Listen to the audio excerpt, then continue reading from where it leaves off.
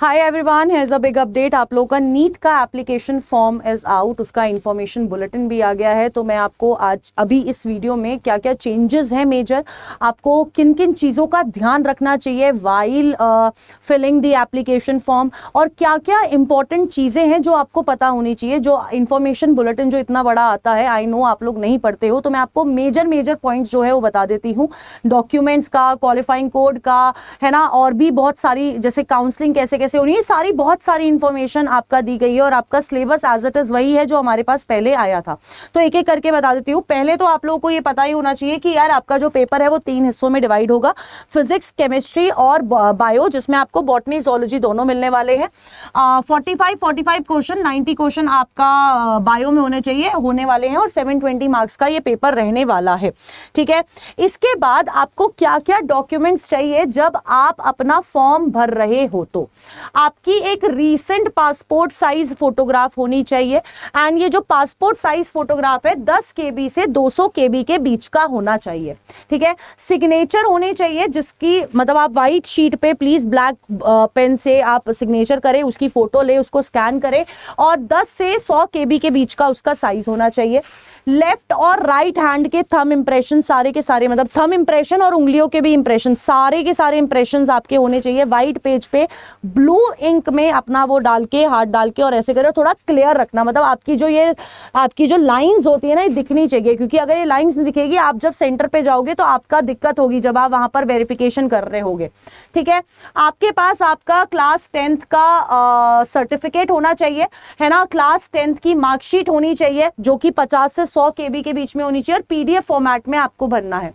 अगर आप किसी कैटेगरी के लिए जा रहे हैं तो उसका सर्टिफिकेट आपका होना चाहिए, और ये सर्टिफिकेट भी 550 से 300 KB के बीच का होना चाहिए, और ये आपको वहां पर अपलोड करना पड़ेगा PDF फॉर्मेट में ही। ठीक है, इसके अलावा आप लोगों के पास आपका आधार क्या कहते हैं, प्रूफ, आइडेंटिटी प्रूफ, जिसमें आप आधार कार्ड, डिजी लॉकर, इन सब चीजों का इस्तेमाल कर सकते हैं। आपको इसकी इमेज अपलोड करनी है 10 से 200 KB के बीच में। PWD कैटेगरी से बिलोंग करते हैं तो उसका सर्टिफिकेट, आपको एड्रेस प्रूफ की, प्रेजेंट की भी और परमानेंट की भी स्कैन्ड कॉपी अपलोड करनी है, वो भी PDF के ही फॉर्मेट में अपलोड करनी है। आप NRI, OCI, foreigner certificate, documentary proof, ये सब अगर आपको चाहिए, या आपके अगर आपने अभी तक नहीं बनवाया है तो इसका जो सर्टिफिकेट है मैं आपको दिखा दूंगी, इंफॉर्मेशन बुलेटिन में एट द एंड दे रखा है।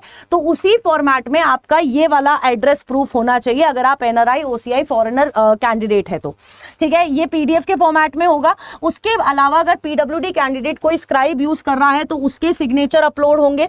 ठीक है, उस स्क्राइब की क्वालिफिकेशन डिटेल अप्रूव होगी, अंडरटेकिंग अप्रूव होगी, और साथ की साथ उसका आइडेंटिटी प्रूफ भी उधर अपलोड होना है। तो ये डॉक्यूमेंट्स आपके पास रेडी होने चाहिए जब आप अपना एप्लीकेशन फॉर्म भर रहे हैं। ड्यूरेशन ऑफ टेस्ट 3 घंटे ही रहने वाली है।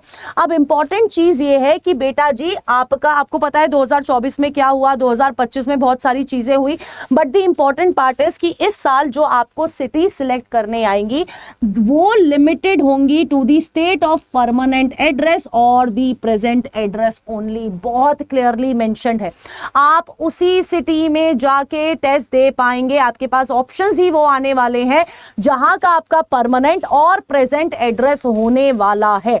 तो उसी सिटीज के आपके पास ऑप्शन आएंगे, आप यहां वहां के ऑप्शन नहीं भर पाएंगे। ठीक है, इसके अलावा आपका सेंटर वाले 3 मई को आपकी क्या क्या रहने वाली है टाइमिंग्स। देखो, 2 से 5 आपका पेपर होगा। रिपोर्टिंग टाइम 11:40 से शुरू हो जाएगा, 1:30 बजे के बाद आपको एंटर नहीं करने दिया जाएगा।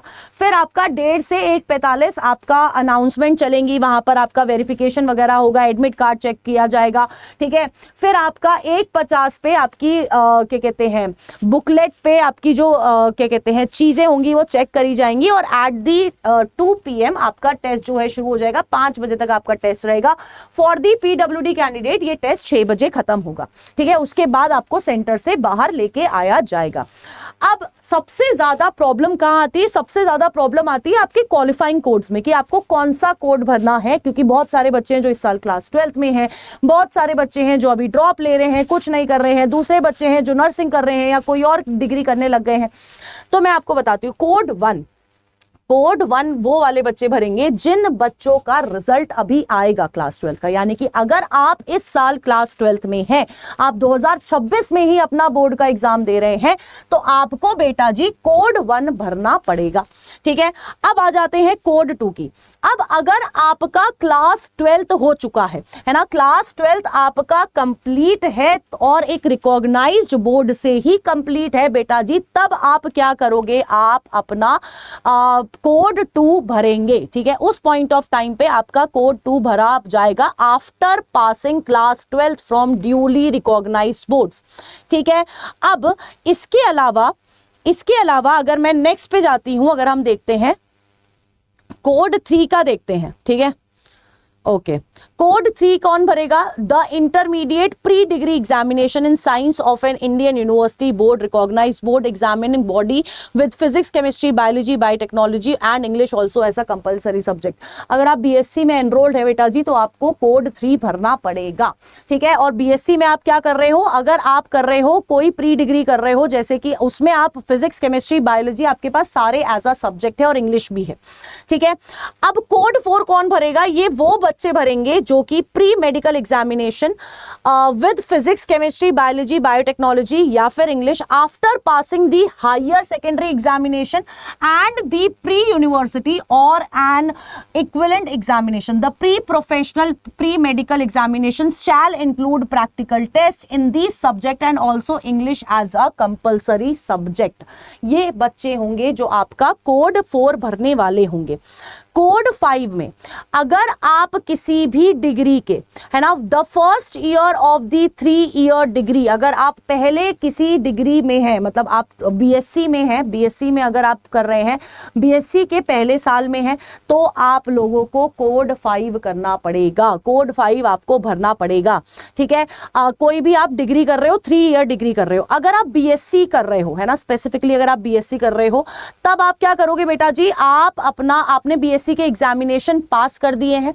अगर आप पास कर चुके हो बेटा जी, तो आप अपना कोड 6 भरोगे। और अगर कोड 7 की बात करते हो, तो any other examination which in scope and standard which shall is found to be equivalent to intermediate examination. आपने कोई भी और एग्जामिनेशन, अगर आप इसके अलावा, मतलब आप बीएससी वाले में नहीं आते हो, आप बाकी सारे डिग्रीज वाले उसमें नहीं आते हो, आपका 12th आप कुछ और ही कर रहे हो, तो आप अपना ये वाला जो कोड 7 है वो आप लोग भरेंगे इस पॉइंट ऑफ टाइम पर, जब आपने फॉर्म भर रहे होंगे।